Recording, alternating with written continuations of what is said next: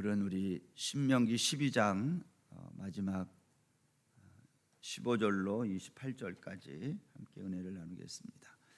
우리가 신명기 12장을 살필 때 예배가 뭔지에 대해서 말씀을 드린다 그랬습니다. 여러분, 예배라는 것은 하나님이 택하신 곳에서 드려야 된다, 그렇게 말씀을 드렸습니다. 이것은 이제 예배의 장소에 관한 규정이었어요. 우리 지난 시간에 살핀 건데, 모세가 이렇게 예배의 장소에 대해서 말하는 이유가 뭐냐면, 광야에서 드리던 예배와 가나안에서 드리게 될 예배는 예배 드리는 환경이 다르기 때문이다라는 겁니다. 광야에서는 예배를 어떻게 드렸냐면 늘 이동하면서 예배를 드려야 됐죠. 그러나 가나안 땅에서는 한 곳에 정착해서 살면서 드리는 예배, 그러한 점에서 다른 겁니다. 그러나 여러분, 예배의 장소에 대해서 오늘 성경이 말하는 것은 표면적인 이유일 뿐이지, 여호와께서 택하실 곳에서 예배를 드리라라는 이 말은 예배의 본질이 뭔지를 설명하는 거예요. 광야에서 예배를 드리는 것과 가나안 땅에 와서 예배를 드리는 것은 장소와 상황이 다르다. 그러나 그것은 표면적인 이유이지, 사실 성경이 말하고 싶은 것은 예배의 본질이 뭐냐는 거예요. 그래서 우리가 지난 시간에 여호와께서 택하실 곳이라는 이 말은 예배의 장소를 말하는 게 아니라 여호와의 이름이 있는 곳에서 예배를 드려야 된다, 그것을 말한다 그랬어요. 그래서 제가 설명한 게 요한복음 4장의 얘기죠. 예수님이 수가성 여인에게 예배하는 자는 영과 진리로 예배할 때가 오는데 바로 지금이다. 그것은 바로 예수님 자신을 두고 하신 말씀이었다는 거예요. 너희들은 예배가 뭔지 모르고 예배를 드리는 가나안 사람들처럼 하지 말라는 거죠. 가나안 사람들은 예배의 본질을 모르고 드렸다는 거예요. 그래서 그들은 장소를 중요하게 여겨서 높은 산에, 낮은 산에, 푸른 나무 아래, 이런 데서 각자가 원하는 대로 예배를 드렸는데, 예배는 그렇게 하는 게 아니라 예배는 장소가 중요하지 않고 예배 드리는 대상이신 그분, 그 하나님이 누구인지 알고 드리는 것이 중요하다라고 말씀을 드렸어요. 그래서 신명기 12장 1절부터 14절은 예배란 무엇인가, 그 중에서 어디에서 드려야 되는가 하는 장소에 관한 이야기라면, 본질에 관한 이야기라면, 오늘 읽은 15절부터 28절까지는 그러면 예배를 어떻게 드려야 되는가에 대해서 오늘 모세가 이어서 말하는 거예요. 예배를 어떻게 드려야 될까? 여러분, 예배는 어디에서 드려야 됩니까? 그럴 때 여호와께서 택하실 그곳에서 드리라 그랬어요. 여호와께서 택하실 그곳이란 바로 예수 그리스도의 이름이 있는 그곳, 너희가 그곳에서 날마다 영과 진리로 예배하라, 바로 이 자리를 말해요. 예수님의 이름으로 모인 이 자리.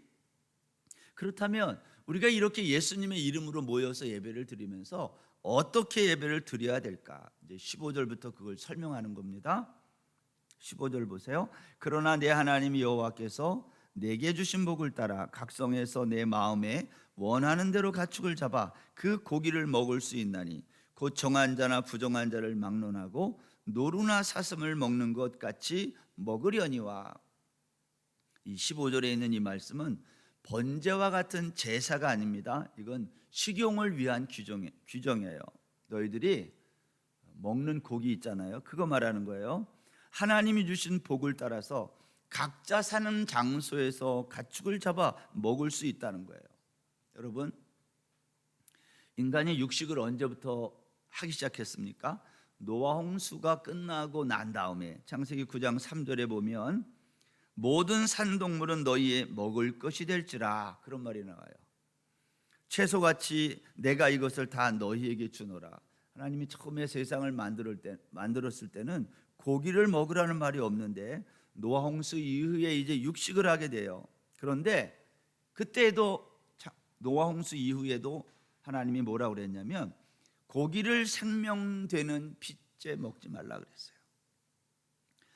노아 홍수 이후에 세상에 먹을 것이 없잖아요. 그래서 농사를 짓고 수확을 얻을 때까지 먹을 것이 없었던 세상에 하나님이 먹을 것을 위해 육식을 허용한 것으로 보여요. 그런데 뭐라고 얘기했냐면 너희가 그렇게 고기를 먹을 수 있지만 피는 먹지 말아라. 이유가 뭐라고요? 피는 생명이기 때문이다. 여러분, 이 똑같은 이야기를 이스라엘 백성들이 광야에 있을 때 하나님이 모세를 통해서 지금 말씀하고 있는 거예요. 율법을 통해서. 레위기 17장 1절에 가보면 율법에서 정한 그 고기 먹는 규정이 나와요. 제가 한번 읽어드릴게요. 레위기 17장 1절 여호와께서 모세에게 말씀하여 이르시되 아론과 그의 아들들과 이스라엘의 모든 자손에게 말하여 그들에게 이르기를 여호와의 명령이 이러하시다라. 이스라엘 집의 모든 사람이 소나 어린 양이나 염소를 진영 안에서 잡든지 진영 밖에서 잡든지 먼저 회막문으로 끌고 가서 여호와의 성막 앞에서 여호와께 예물로 드리지 아니하는 자는 피 흘린 자로 여길 것이라. 그가 피를 흘렸은즉 자기 백성 중에서 끊어지리라. 고기 먹을 때 어떻게 먹으라는 거예요? 회막문으로 먼저 끌고 가서 소가 됐든지 양이 됐든지 거기 가서 그 피를 제단에 뿌리고 화목제로 드리고 난 다음에 먹으라는 거예요. 여러분, 한 곳에 모여 살던 광야에서는요 이게 가능했을지 몰라요.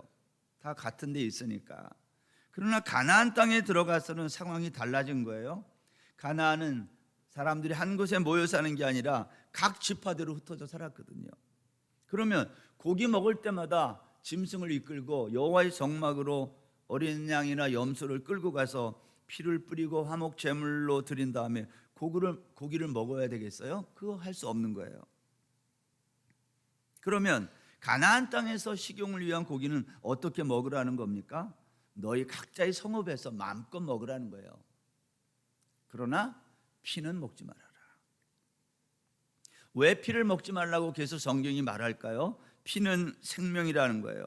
21절 보세요. 21절 만일 내 하나님 여호와께서 자기 이름을 두시려고 택하신 곳이 내게서 멀거든 내가 내게 명령한 대로 너는 여호와께서 주신 소와 양을 잡아 내 각성에서 내가 마음에 원하는 모든 것을 먹되 정한 자나 부정한 자를 막론하고 노루나 사슴을 먹는 것 같이 먹을 수 있거니와 다만 크게 삼가서 그 피는 먹지 말라. 피는 그 생명인즉 내가 그 생명을 고기와 함께 먹지 못하리니 너는 그것을 먹지 말고 물같이 땅에 쏟으라. 성경이 반복해서 하는 이야기예요. 너희가 고기를 먹을 때 노아 홍수 이후에 피는 육체 안에 있을 때 생명이라는 거예요. 근데 너희는 그 피를 어떻게 하라고 그랬어요? 육체 밖으로 쏟으라는 거예요. 여러분, 피가 사람의 몸 안에서 바깥으로 나오면 죽어요.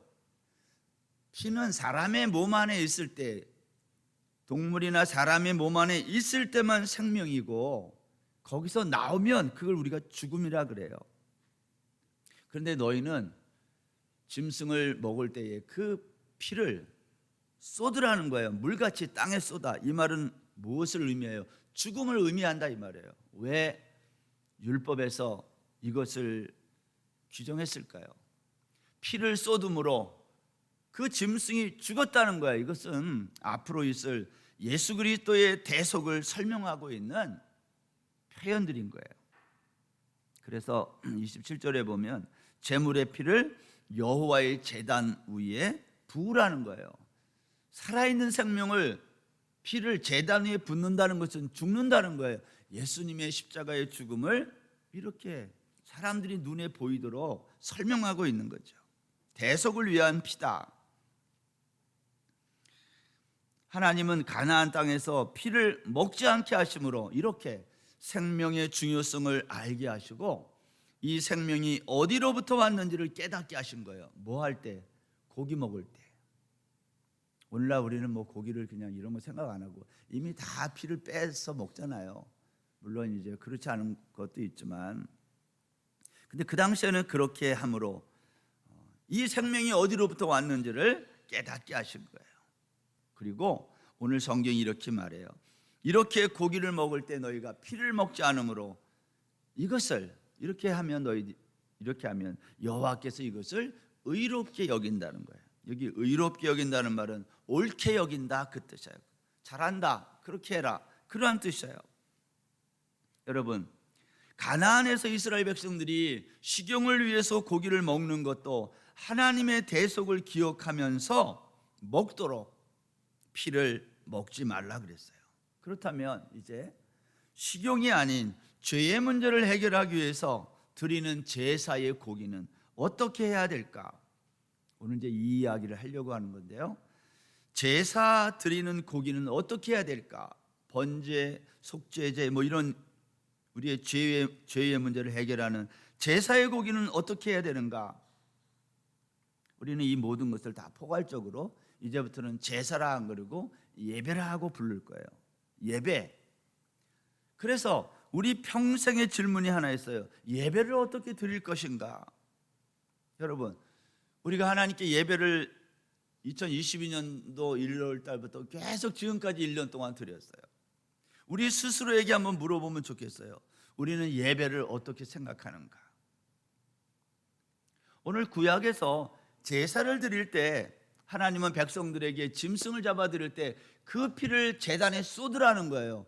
죽는 거예요, 생명이. 예배는 뭐예요? 누군가 죽어야 되는 거예요. 이게 예배예요.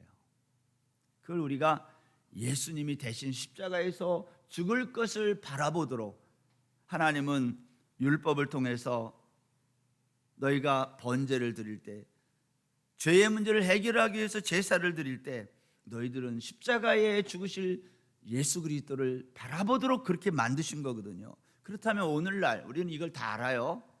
그러면 우리는 예배를 어떻게 드려야 될까? 여러분, 예배를 어떻게 드려야 좋을까요? 우리는 예배를 어떻게 생각하는가 하는 것부터 한번 질문해 볼 필요가 있어요. 여러분, 예배를 생각하면 여러분 기분이 어때요? 예배를 생각하면 즐겁습니까? 아니면 좀 답답한가요? 제가 이제 다음 주에 선교사 연말 수련회가 있어가지고 거길 또 가야 돼요. 안 가려고 그렇게 하다가 결국은 끌려서 또 가는데, 저는 선교사회 이런 데 수련회 가면은 거기 예배가 있는데 예배가 하루 종일 있어요. 새벽부터 해가지고 저녁까지. 그 왜 하는지를 몰라, 그 수련회를. 그냥 교회에서 아주 호텔 빌려가지고 이렇게 하루 종일 예배를 드려. 저는 수련회 생각하면 예배가 생각나가지고 답답해요. 하루 종일 예배만 드려요. 어떤 사람이 이래, 예배 드리고 얼마나 좋냐 그래. 여러분 좋아요, 예배가? 여러분에게 정직하게 물어보는 거예요. 수요일날 이렇게 나오는 거 막 기다려서 뛰어나와요? 물론 그래야 돼요. 예배라고 하는 것이 즐거울까 답답할까? 아니면 즐겁지는 않지만 그래도 예배를 드려야 복 받는다고 하니까, 예배를 드려야 천국에도 가고 하니까 마지못해 드려야 된다고 생각하는 분도 있을 거예요. 그런데 오늘 본문에 보면 모세는 너희가 이제 가나안 땅에 들어가서 예배를 드릴 거다, 제사를 드릴 건데 너희들은 그 제사를, 예배를 즐거워하라는 거예요. 18절에서 그렇게 얘기해요. 즐거워하라. 예배를 즐거워하라는 거예요. 여러분, 예배가 뭐냐? 즐거움이다. 그런데 예배가 즐겁지 않아요. 그래서 우리가 예배를 즐겁게 하려고 어떻게 해요? 예배를 즐거운 예배로 자꾸 만들려고 애쓴다 이 말이에요. 즐겁지 않은 예배를 즐거운 예배로 만들려고 우리가 악기도 동원하고, 예를 들면 하여간 순서도 변화를 주고, 설교는 짧게 하고 다른 순서를 많이 넣고,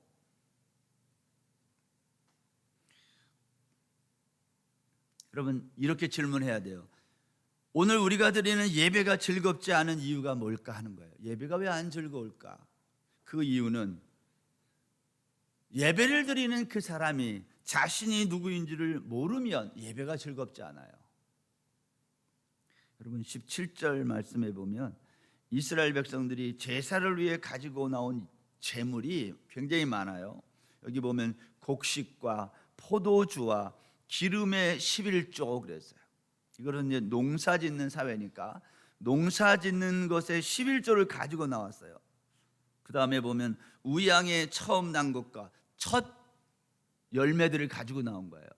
농사 짓는 사회에서 처음 난 새끼 그것과 서원을 갚는 예물과, 여러분 처음 난 것마다 다 가지고 오는 거예요. 얼마나 많겠어요.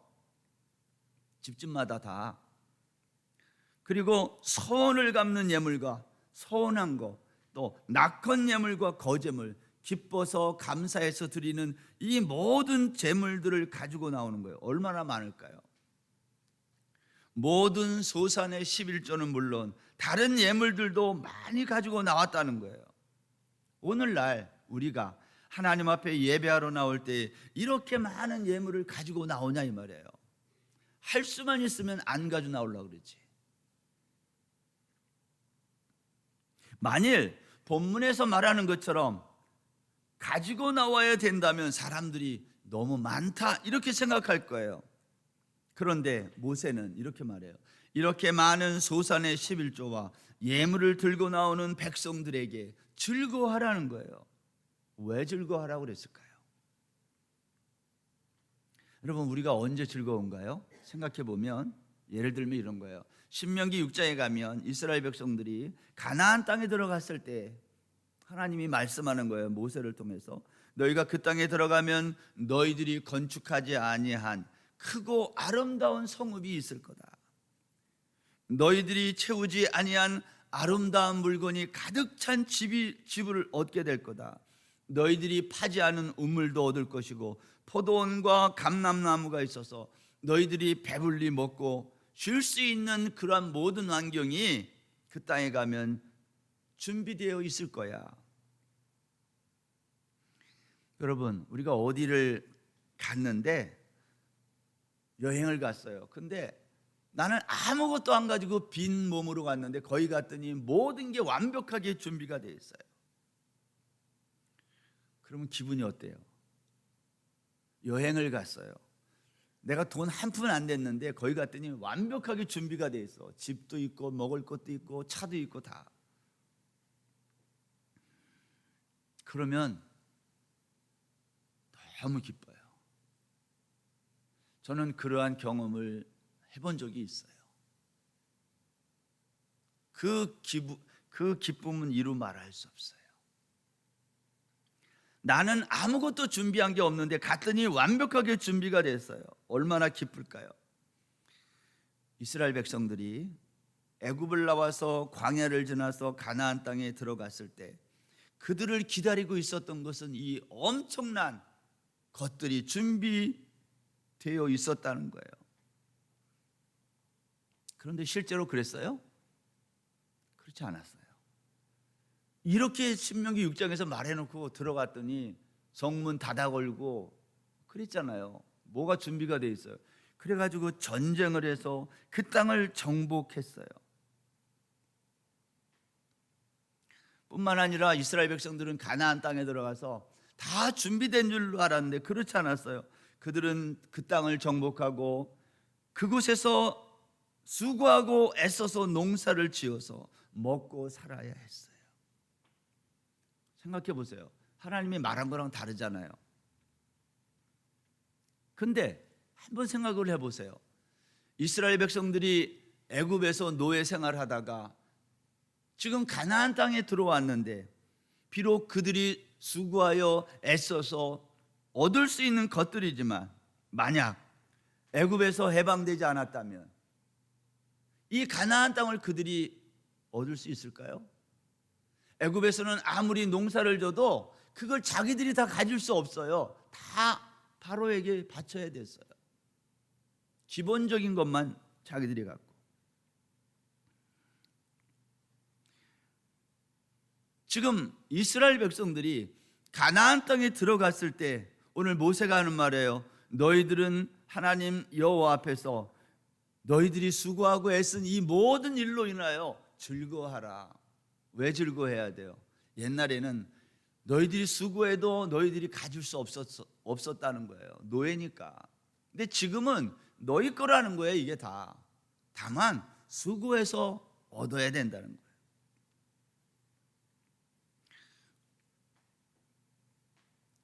예배가 즐겁다는 것은 뭐냐? 하나님께서 이스라엘 백성들에게 행하신 일, 그게 뭐예요? 구원 역사. 애굽에서 너희들을 종살이하던 너희들을 여기까지 내가 데리고 와서 여기에서 너희들이 먹고 살도록 했다는 거예요. 그것을 생각하면 어떻게 되는 거예요? 즐거워해야 된다라는 거예요. 예배라는 것은 이런 거다. 예배라는 것은 하나님이 주신 것들을 기억하며 즐거워하는 거예요. 하나님이 뭘 줬어요? 가나안 땅을 주셨어요. 그리고 가나안 땅에 있는 것들을 수고해서 다 먹을 수 있게 했어요. 너희들이 그것을 기억하며 즐거워하는 게 뭐냐? 그게 예배라는 거예요. 너희들이 제사 드리러 나올 때에 짐승을 가지고 나올 때 이 짐승이 어디서 왔냐는 거예요. 너희들이 수고해서 길러서 가져온 것은 맞지만, 그러나 애굽을 생각해 보면 이 모든 것은 다 너희에게 하나님이 선물로 준 것들 아니냐, 그러한 말이에요. 예배가 이런 거다. 예배는 하나님이 나에게 베풀어 주신 것들을 기억하며 그것 때문에 즐거워하는 거예요. 자, 제가 이제 이렇게 얘기를 해볼게요.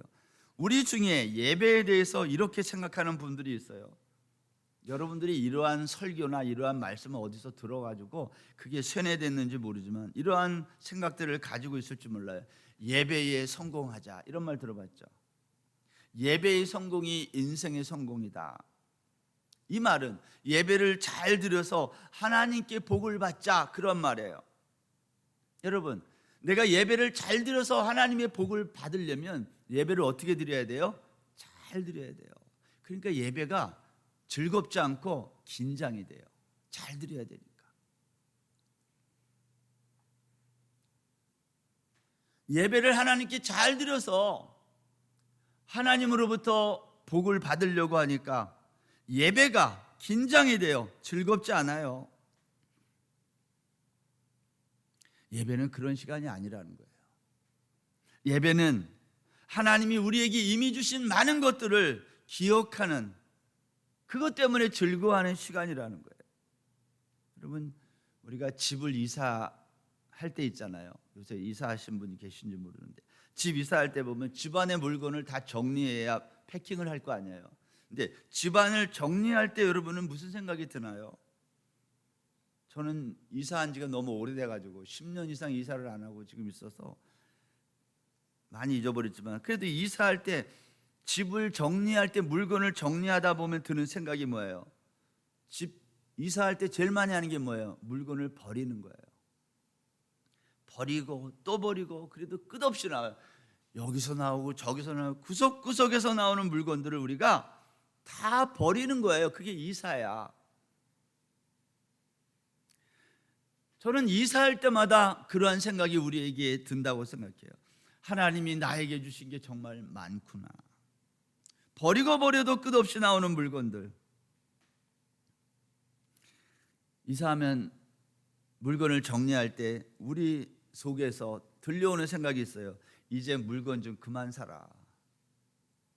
물건을 좀 그만 사라는 거예요. 냉장고에서 나오고 옷장에서 나오고 신발장에서 나오고 끝없이 버리고 버려도 쌓이는 물건들.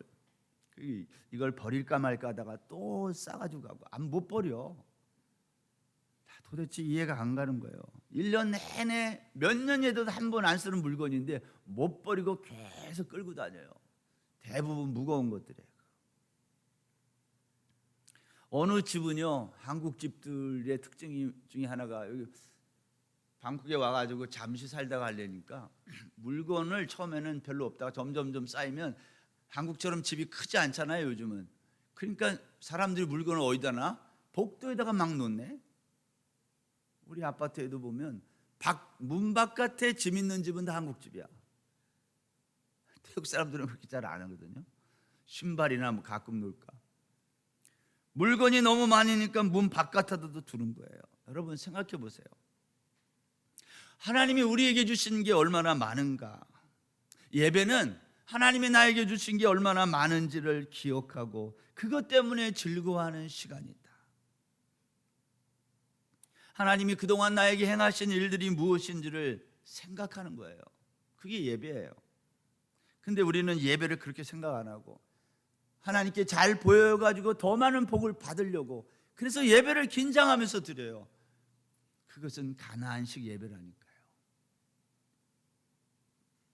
여러분 이번 주일이 성탄주일인데 올해의 마지막 주일 예배가 됐어요. 날짜로 보니까 이번 마지막 주일을 남겨놓고 이런 생각이 드는 거예요. 하나님이 2022년 한 해 동안 나에게 주신 것들이 뭘까? 예배는 하나님이 나에게 주신 것들을 들고 나와 그것을 함께 주변에 있는 사람들과 즐거워하는 건데 예배가 얼마나 즐거운 건지 제가 두 군데만 성경을 살펴보겠습니다. 출애굽기 35장 21절에 보면 마음이 감동된 모든 자와 자원하는 모든 자가 와서 회막을 짓기 위하여 그 속에서 쓸 모든 것을 위하여 거룩한 옷을 위하여 예물을 가져다가 여호와께 드렸으니 곧 마음에 원하는 남녀가 와서 팔찌와 귀고리와 가락지와 목걸이와 여러 가지 금품을 가져다가 사람마다 여호와께 금 예물을 드렸으며 29절 마음에 자원하는 남녀는 누구나 여호와께서 모세의 손을 빌어 명령하신 모든 것을 만들기 위하여 물품을 드렸으니 이것이 이스라엘 자손이 여호와께 자원하여 드린 예물이니라. 광야에서 이스라엘 백성들이 성막을 만들기 위해서 재료들을 가져오는 이야기예요. 여기 보면 마음이 감동된 자와 자원하는 자가 필요한 모든 쓸 것을 가져왔다.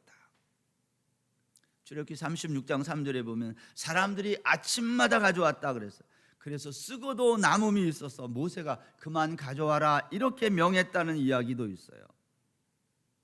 여러분 사람들이 왜 시내산에 있을 때 성막을 만들려고 하니까 왜 이 많은 물건들 가져왔을까요? 금, 은, 온갖 많은 값진 보석들을 가지고 나온 이유가 뭘까요? 여러분 생각해 봐야 될 게 있어요. 이스라엘 백성들이 광야에 나와서 조금 살아보니까 광야에서 금, 은, 보석이나 애굽에서 귀하게 여기고 가치 있다고 생각했던 물건들을 광야로 가지고 나와봤는데 광야에서 그 물건들이 쓸 데가 있었나요? 없었나요? 있어요? 없어요? 광야에서 그걸 어디다가 써요?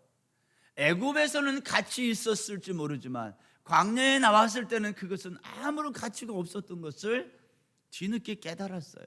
제 생각에 이거는 성막을 만들자 그러니까 그때 사람들이 옳다구나 됐다 하고서 자기들이 그동안 애굽에서 귀하게 여겼던 값진 거 가지고 나왔는데 그걸 다 가지고 나오지 않았겠어요? 왜? 광야에서는 보석이나 금은이 다 돌덩어리 같은 거예요. 광야를 살아본 인생은 무엇이 가치 있고 무엇이 가치 없는지를 금방 깨달은 거예요. 인생이 얼마나 무거운 짐인데 이 무거운 인생길을 가면서 또 다른 무거운 짐들을 우리가 메고 다녀야 될 이유가 뭐예요? 우리가 소유한 인생의 짐들이 너무 많고 무겁지 않나는 거예요. 여러분 집안에다가 쌓아두지 말고 가지고 나오세요. 그게 광야를 잘 사는 방법이에요. 그것이 예배의 즐거움이라는 거예요. 모세가 지금 한 군데 더 보겠습니다. 역대상 29장 3절 이하에 보면 여기는 솔로몬 성전을 건축할 때 이야기입니다. 성전을 위하여 준비한 이 모든 것 외에도 내 마음이 내 하나님의 성전을 사모함으로 내가 사유한 금, 은으로 내 하나님의 성전을 위하여 드렸느니 곧 오빌의 금 3,000달란트와 순은 7,000달란트라. 모든 성전 벽에 입히며 금은 그릇을 만들어 장인의 손으로 하는 모든 일에 쓰게 하였느니 오늘 누가 즐거이 손에 채워 여호와께 드리겠느냐 하는지라. 이에 모든 가문의 지도자들과 이스라엘 모든 지파의 지도자들과 천부장과 백부장과 왕의 사무관이 다 즐거이 들이되 하나님의 성전 공사를 위하여 금 5천 달란트와 금 10,000다릭 은 10,000달란트와 놋 18,000달란트와 철 10만 달란트를 드리고 보석을 가진 모든 사람은 게르손 사람 여이엘의 손에 맡겨 여호와의 성전 곳간에 드렸더라. 백성들은 자원하여 드렸으므로 기뻐하였으니 곧 그들이 성심으로 여호와께 자원하여 드렸으므로 다윗 왕도 심히 기뻐하니라. 성막을 건축할 때도 마찬가지지만 솔로몬 성전을 건축할 때도 똑같은 이야기가 반복되고 있어요. 사람들이 자원해서 가져왔는데 여기 보면 다윗 왕이 제일 먼저 가져와요. 자기의 사유 개인 물건을. 그랬더니 모든 지파의 지도자들, 천부장, 백부장, 사무관들이 다 즐겁게 드렸다. 그래서 모든 사람이 기뻐했다는 거예요. 다윗이 하나님께 이 장면을 바라보면서 하나님께 기도를 했어요. 그 기도의 내용이 이런 거예요. 14절에 보면 나와 내 백성이 무엇이기에 이처럼 즐거운 마음으로 들을 힘이 있었나이까. 모든 것이 주께로 말미암아 싸우니 우리가 주의 손에서 받은 것으로 주께 드렸을 뿐이니이다. 우리는 우리 조상들과 같이 주님 앞에서 이방 나그네와 거류민들이라 세상에 있는 날이 그림자 같아서 희망이 없나이다. 우리 하나님 여호와여, 우리가 주의 거룩한 이름을 위하여 성전을 건축하려고 미리 저축한 이 모든 물건이 다 주의 손에서 왔사오니 다 주의 것이니이다. 제가 질문할게요. 이스라엘 백성들이 지금 하나님 앞에 드렸던 이 수많은 금, 은, 철, 동 이것들은 다 어디서 왔을까요? 이스라엘 백성들이 금, 은, 철, 동 이러한 것을 만들어낼 만한 산업이 그 당시에 발달하지 않았어요. 이 사람들이 지금 가지고 있는 이 모든 것은 다 전쟁해 가지고 전리품으로 빼앗은 거예요. 다윗 왕 시대에. 오늘 다윗은 그것을 뭐라고 말해요? 다 여호와께로부터 왔다는 거예요. 나와 내 백성이 무엇이기에 이렇게 즐거운 마음으로 드릴 수 있는 힘이 있었겠습니까? 우리가 가진 이 모든 것은 주의 손에서 받은 것인데, 이 말은 전쟁해가지고 다 이기게 해주셔가지고 우리가 그것을 다 전리품으로 받은 것, 그것을 그대로 가지고 왔다는 거예요.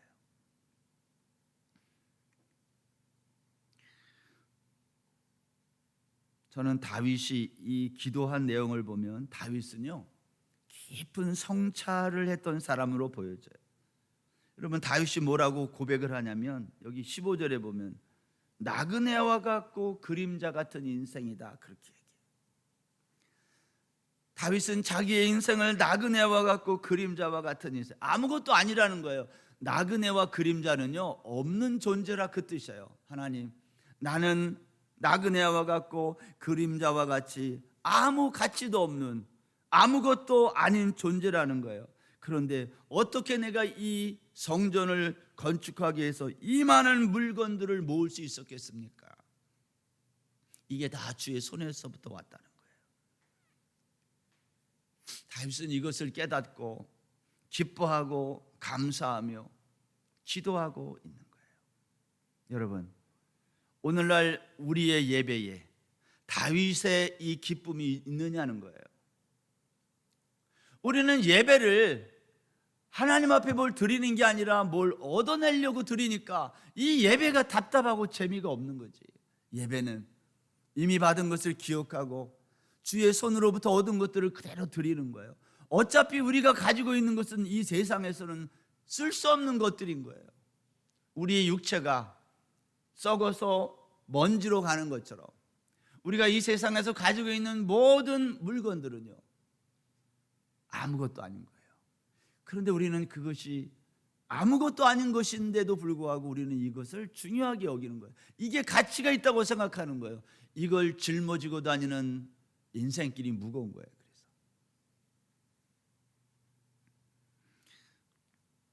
여러분, 예배를 어떻게 드려야 되겠어요? 오늘 본문에 보면 예배를 어떻게 드릴 것인가에 대한 또 마지막 한 가지가 있는데, 그것은 너 혼자만 즐거워하지 말고 자녀와 노비와 레위인과 함께 즐거워하는 예배가 돼야 된다. 그래서 18절 보세요. 오직 내 하나님 여호와께서 택하실 곳에서 내 하나님 여호와 앞에서 너는 내 자녀와 노비와 성중에 거주하는 레위인과 함께 그것을 먹고 또 내 손으로 수고한 모든 일로 말미암아 내 하나님 여호와 앞에서 즐거워하되 너는 삼가 내 땅에 거주하는 동안에 레위인을 저버리지 말지니라. 신명기가 말하는 예배는요 매우 구체적이고 실제적이에요. 여기 보면 자녀와 노비와 레위인을 저버리지 말라. 저는 노비와 레위인은 이해가 가는데 왜 자녀를 여기에 포함했을까 하는 거예요. 왜 자녀와 함께 즐거워하라고 그럴까요? 예배 드리러 나오면서 당연한 거 아닌가요? 자녀와 함께 먹고 즐겨하는 거. 오늘날은 그럴지 몰라요, 자녀가. 그러나 당시에는, 그 당시의 아이들은요, 자녀는 숫자에도 들지 않아요. 다시 말하면 그 당시의 자녀들과 오늘날의 자녀들은 가치로 볼 때는 전혀 달라요. 오늘날은 자녀가 가정의 중심이야. 여러분 집들도 다 그렇죠. 여러분 집에서 무슨 뭐 결정할 때 누구 의견이 가장 중요해요? 아이들의 의견이 제일 중요해요. 옛날에는 어땠어요? 아버지의 의견이 제일 중요했어요. 제가 어릴 때만 해도 우리 집에서 모든 결정은 아버지가 하지. 날짜, 모든 걸 다 그분이 결정해요. 그분은 움직이는 법이 없어요. 가정에서 그냥 들어오시면 안방에 그 당시는 자리에 있고 나머지 사람들이 다 움직이는 거예요. 이게 가정이. 그래서 가부장적이라고 그러잖아요. 오늘날은 정반대가 됐어요. 자녀가 가정에서 얼마나 가치 있는 존재인지 알 수 없어요. 그런데 오늘 성경은 자녀가 노비랑 같이 취급되고 있다는 것을 기억해야 돼요. 자녀와 함께 먹고 즐거워하는 예배가 되라는 거예요. 우리는 이게 너무 낯설어. 그러나 이 당시의 상황을 이해해야 돼요. 노비는 어때요? 노비와 함께 즐거워하라는 거예요. 예배할 때에. 이 말은 이런 거예요. 너희들이 애굽에 있을 때 너희들이 누구였냐는 거예요. 너희들이 애굽에 있을 때 노예였다는 거예요. 그것을 기억하라는 거예요. 이런 말이에요. 예배가 뭐냐?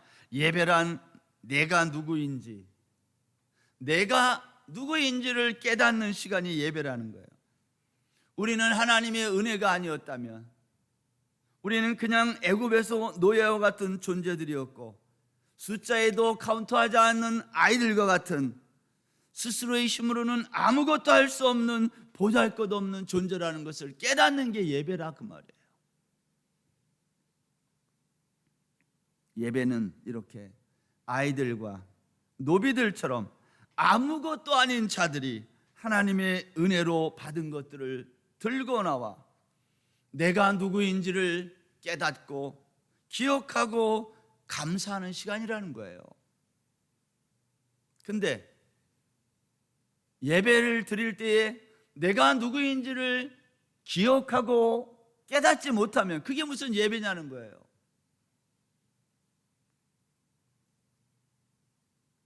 예배는 하나님께 나를 잘 보여가지고 내가 원하는 어떤 것을 하나님으로부터 또 받아내는 것이 아니라 이미 받은 것들을 기억하고 그것 때문에 감사하는 거예요.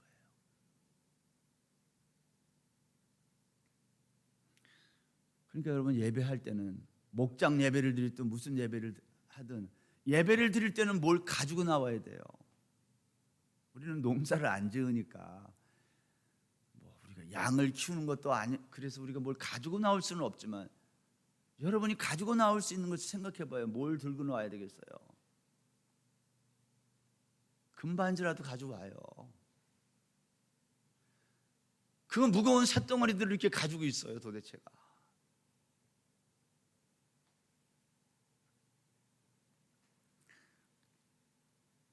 오늘 모세는요 예배를 어떻게 드려야 되는지를 말하면서 마지막에 함께 즐거워해야 될 사람이 또 있다는 거예요. 그게 누구예요? 레위인을 저버리지 말라. 레위인은 어떤 사람이에요? 자기 소유가 없는 사람을 레위인이라고 그래요. 레위인은 자기 땅이 없어요. 그래서 레위인은 하나님께 어떻게 제사를 드려요? 백성들이 제사 드리기 위해 가져나온 재물 중에서 일부를 자신의 것으로 삼는 사람이 레위인이에요. 그런데 참 재미있는 것은 세상에서 자기의 분깃이 없는 사람들이 제사를 통해서 땅이 있는 백성들에게 뭐를 해요? 자기의 분깃이 없는 이 사람들이 제사를 통해 땅이 있는 백성들이 이 레위인을 통해서 복을 받는다는 거예요. 땅이 없는 자가 땅이 있는 자를 위하여 피 흘리는 제사를 드리는 거예요.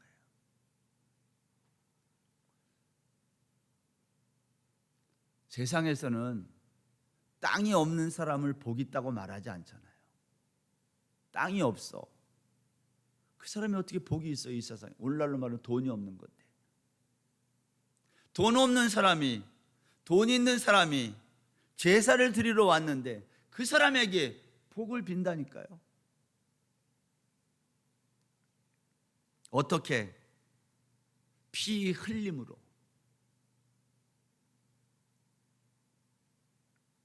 그 피란 우리를 대속하실 예수 그리스도를 미리 바라보게 하는 그러한 제사. 그리고 제물을 먹을 때 피는 먹지 못하게 한 거예요. 오늘 이게 반복해서 나오잖아요. 피는 생명이다. 히브리서 기자가 이 문제를 이렇게 설명했어요. 히브리서 9장 19절 보세요. 모세가 율법대로 모든 계명을 온 백성에게 말한 후에 송아지와 염소의 피 및 물과 붉은 양털과 우슬초를 취하여 그 두루마리와 온 백성에게 뿌리며 이르되 이는 하나님이 너희에게 명하신 언약의 피라 하고 또한 이와 같이 피를 장막과 섬기는 일에서는 모든 그릇에 뿌렸느니라. 율법을 따라 거의 모든 물건이 피로써 정결하게 되나니 피 흘림이 없은즉 사함이 없느니라. 그러므로 하늘에 있는 것들의 모형은 이런 것들로서 정결하게 할 필요가 있었으나 하늘에 있는 그것들은 이런 것들보다 더 좋은 제물로 할지니라. 히브리서 기자는 피 흘림이 있어야 사함이 있고 사함이 있어야 생명을 얻는다 그랬어요. 그런데 이 땅의 것들은 짐승의 피로 깨끗하게 할 수 있다는 거예요. 이 땅의 것들은. 그렇지만 하늘의 것들은 더 좋은 제물의 피로만 정결하게 할 수 있다. 여기 더 좋은 제물의 피가 뭐라는 거예요? 예수님의 피. 하늘에 누가 있는 거예요? 하늘에 있는 것들, 우리들을 말하는 거잖아요. 교회, 천상의 교회라고 그랬잖아요. 계시록에서 천상의 교회된 자들, 성도들은 더 좋은 제물의 피로 정결함을 얻을 수 있어요. 그 더 좋은 피가 어떤 피예요? 더 좋은 제물이란 예수님의 피예요. 짐승의 피가 아니고. 우리는 짐승의 피로 깨끗함을 얻는 이 땅의 사람들이 아니라 예수님의 피로 깨끗함을 얻는 하늘의 백성들이다, 그 뜻이에요. 저와 여러분이 얼마나 존귀한 존재냐는 거예요. 우리가 날마다 하나님께 예배를 드려요. 이 예배는 우리가 누구인지를 깨닫게 하는 예배예요. 저 하늘의 백성이 될 예수님의 그 피로 말미암아 영원한 생명을 얻은 우리가 이 땅의 것들을 포기하지 못해서 이 땅의 것들을 짊어지고 다니면서 수고하고 애쓰고 살면 되겠느냐 이 말이에요. 그래서 예배가 즐겁지 않아요. 이 땅의 것 때문에. 예배는 하나님이 이미 우리에게 주신 것들을 기억하는 거예요. 내가 원래 애굽의 노예였는데 지금은 가나안 땅에서 이렇게 사는 거, 그 정체성을 기억하는 시간이에요. 그래서 가나안 땅에서 1년 동안 농사 짓고 가축을 키우든 그 모든 것들을 가지고 하나님께 나오는 거예요. 그 짐승을 잡아 그 피를 제단에 쏟아 부음으로 나는 앞으로 예수 그리스도의 십자가의 피로 말미암아 저 하늘 백성이 될 것을 바라보는 마음으로 드렸던 것이 구약의 제사다. 우리는 뭐예요? 우리는 이미 예수 그리스도의 피로 정결함을 받은 천국의 백성들인 거예요. 예배는 뭐냐? 그것을 기억하고 깨닫고, 그래서 무엇이 더 가치 있는지를 알고, 이 세상에서 사람들이 가치 있다고 하는 것, 그러나 우리에게는 무가치한 그것들을 들고 나와 나그네와 아이들과 노비와 레위인들과 함께 나누며 즐거워하는 것, 그걸 예배라 그래요. 우리가 앞으로 몇 번의 예배를 더 드릴 수 있을지 모르지만 예배를 드릴 때마다 예수 그리스도의 피를 기억하며 내가 받은 복을 깨닫고 기억하는 귀한 시간이 되시기를 바랍니다. 정리하여 12장 전체, 예배는 하나님이 택하신 곳, 예수 그리스도의 이름이 있는 곳에서 그리스도의 피로 사함을 입은 모든 사람들과 함께 하나님이 행하신 구속의 일들을 기억하고 즐거워하는 거예요. 그 즐거움을 우리가 표현만 하면 되는 거예요. 그것이 하나님이 의롭다 여기시는 예배다. 오늘 모세가 그 이야기를 하고 있어요. 사랑하는 여러분, 저와 여러분의 남은 인생길에서 하나님이 의롭다 여기시는 이 예배를 날마다 드리는 저와 여러분 다 되시기를 주의 이름으로 축원합니다. 우리 찬송 같이 하겠는데요, 오늘 부를 찬양은 가사 내용이 좋아서 제가 같이 부르고 싶은데 제가 잘 못 불러서 우리 수요 찬양팀이 불러줄 거예요. 모이는 예배, 흩어지는 예배.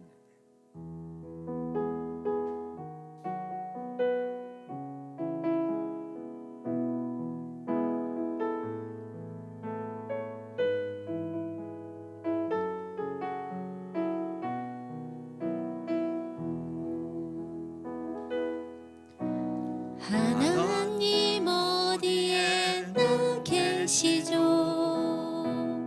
교회와 가정, 학교와 일터에도 하나님 이름 부르는 그곳에 주 계시니 그곳이 바로 교회라.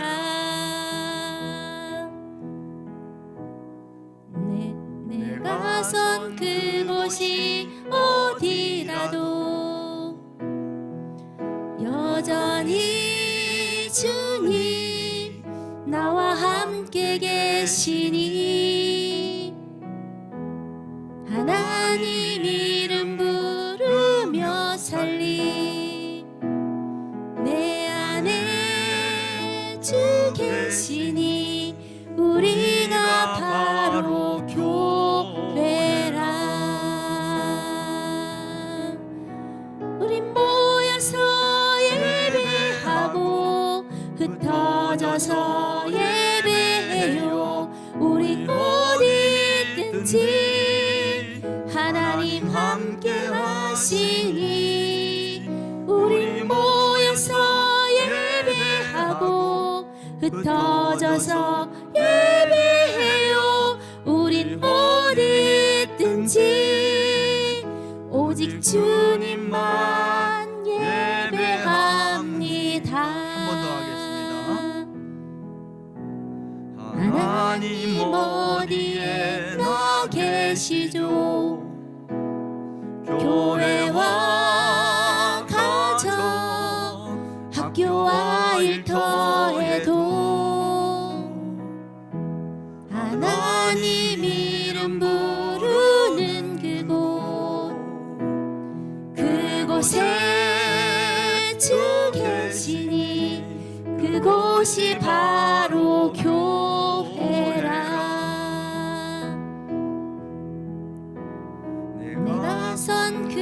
곳이 어디라도 여전히 주님 나와 함께 계시니 하나님 이름 부르며 살리 내 안에 주 계시니 우리가 바로 교회라. 우린 모여서 예배하고 흩어져서 예배해요. 우리 어디든지 하나님 함께 하시니 우린 모여서 예배하고 흩어져서 예배해요. 우린 어디든지 오직 주님만 예배합니다. 우리 같이 한번 기도하겠습니다. 우리가 지난 수요일과 오늘 예배에 대해서 말씀을 생각했는데 우리는 하나님 앞에 어떤 예배를 드리고 있는지 한번 생각해 보면서 예수 그리스도의 이름이 있는 이곳에서 그분의 피를 기억하며 나만 드리는 예배가 아니라 우리 노비와 레위인과 분깃이 없는 자들과 함께 하나님 주신 것들을 가지고 나와 나누고 즐거워하는 이러한 예배, 하나님 대구한이 교회 예배가 그런 예배가 되게 해달라고 같이 한번 통성으로 기도하겠습니다. 하나님 아버지, 우리가 그동안 드려왔던 많은 예배가 혹시 가나안식 예배는 아니었는지, 하나님 앞에 잘 보여서 뭔가를 더 얻어내려고 하는 그러한 하나님 우상 숭배와 같은 예배가 아니었는지 돌아보게 하여 주시니 감사합니다. 예배는 여호와께서 택하실 그곳, 예수님의 십자가가 있는 그 자리, 우리를 대속하시기 위해 피 흘려 죽으신 십자가의 자리에서 하나님 앞에 예배할 수 있는 저희들 되게 하여 주옵소서. 하나님, 우리가 누구인지를 기억하는 예배가 되게 하시고, 우리가 이 땅에서 하나님 노예와 같이 자유도 없이 하나님 죽은 자의 삶을 살았었는데 이제 주님 안에서 하나님 내가 자유인이 되고 영원한 하나님의 백성이 되어 예배하게 하여 주셔서 감사합니다. 하나님이 나에게 주신 것들을 들고 나와 함께 나누며 즐거워하는 우리 모든 태구한인교회 예배가 되게 하여 주옵소서. 하나님, 특별히 한 주밖에 남지 않은 올 한 해 연말 마지막 주일을 잘 준비해서 예배할 수 있는 저희들 다 되게 하여 주옵소서. 성령께서 우리 성도들이 드리는 예배, 그것이 교회가 되었든 가정이 되었든 목장이 되었든 어느 곳에서는 하나님만을 기억하고 주의 이름만을 높이는 그러한 예배 될 수 있도록 하나님 인도하여 주옵소서.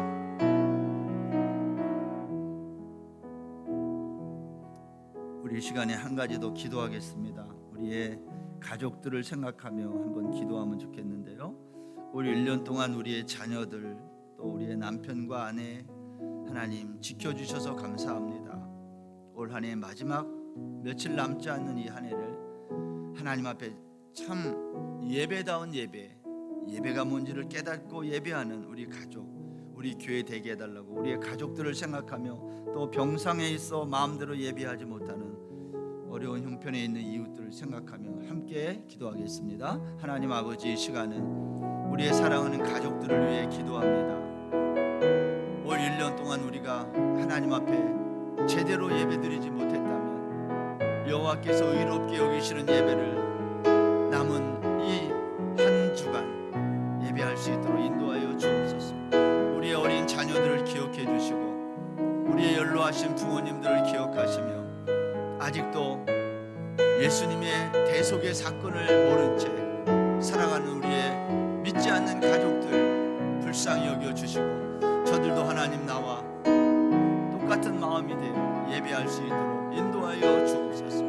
하나님, 나에게 주신 이 많은 것들 하나님 들고 나와 분깃이 없는 자들, 노예들, 아이들, 하나님 레위인들과 함께 나누며 즐거워하는 예배가 될 수 있도록 하나님 인도하여 주옵소서.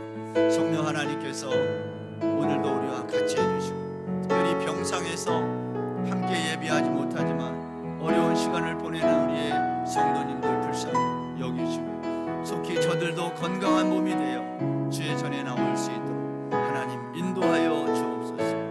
오늘도 하나님께서 우리의 흩어져 있는 가족들 어느 곳에 있든지 하나님 이 예배의 시간을 기억하는 저희들 다 되게 하여 주옵소서. 하나님께서 같이 하여 주시옵시고 은혜 베풀어 주시옵소서.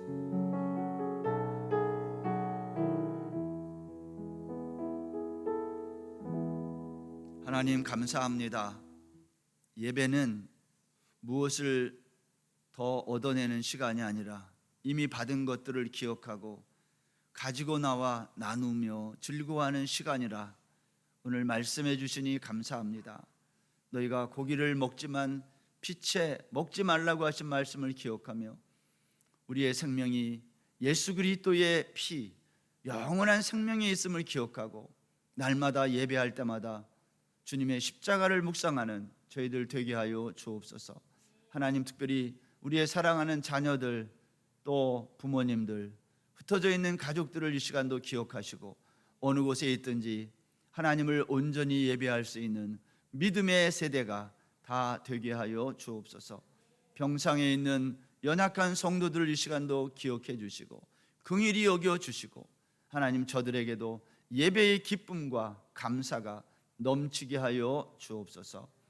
이번 한 주간도 온전히 주께 의지하며 예수님의 이름으로 기도드립니다. 아멘. 주님 가르친 기도하겠습니다. 하늘에 계신 우리 아버지여, 이름이 거룩히 여김을 받으시오며 나라의 마옵시며 뜻이 하늘에서 이룬 것 같이 땅에서도 이루어지이다. 오늘날 우리에게 일용할 양식을 주옵시고 우리가 우리에게 죄 지은 자를 사하여 준 것 같이 우리 죄를 사하여 주옵시고 우리를 시험에 들게 하지 마옵시고 다만 악에서 구하옵소서. 대개 나라와 권세와 영광이 아버지께 영원히 있사옵나이다. 아멘.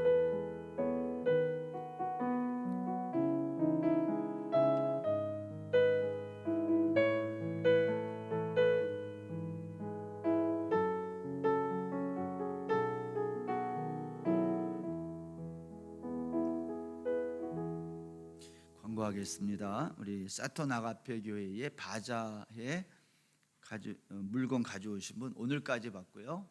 이제 내일 전달하도록 그렇게 하겠습니다. 더 이상 가져오시면 안 되고요. 많이들 내주셔서 감사합니다. 우리 돌아오는 주일날은 우리 성탄 축하 행사도 있고 오전에는 성탄 감사 예배가 있습니다. 이번 주일날은 가족들 다 모시고 오시면 좋겠고요. 그래서 오후 1시에 축하 행사를 갖도록 그렇게 하겠습니다. 우리 성탄 축하 행사 때 혹시 경품 후원하실 분들은 우리 임동민 목사님에게 가져다 주시면 우리가 잘 사용하도록 그렇게 하겠습니다. 예배를 마치겠습니다.